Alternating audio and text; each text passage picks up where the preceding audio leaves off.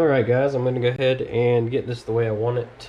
I know that this clamp system is too wide for this particular 2 1/4 inch, or it's probably 2 3/4 inch blade length. Alright, before you snug it down, you want to take another look to make sure it's where you want it to be. And snug this up. Be very careful. I just stuck myself a little bit. I'll make sure that I can hit where I need to hit here. Yep. Alright, so at least that far away. Make sure I'm going to zero it out. Alright, like I thought, that was a little off. Now it's saying it's 18. That does feel like it was way up there. So that's why you want to make sure you get the right angle finder for the job. This one's smaller, so it just works better for me.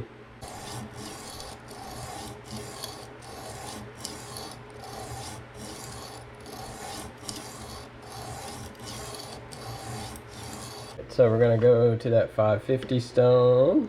Alright, now we're good. Go back up to our 14.5.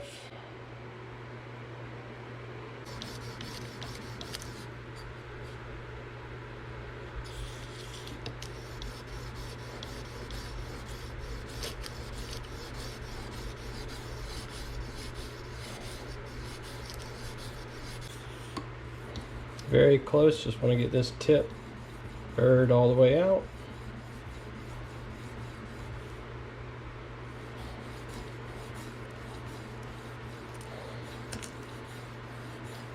Alright, after a few strokes, we'll go ahead and take a look.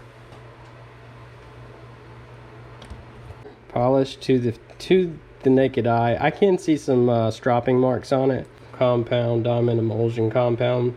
It's immaculate. And the edges you're going to get from this is immaculate too, guys.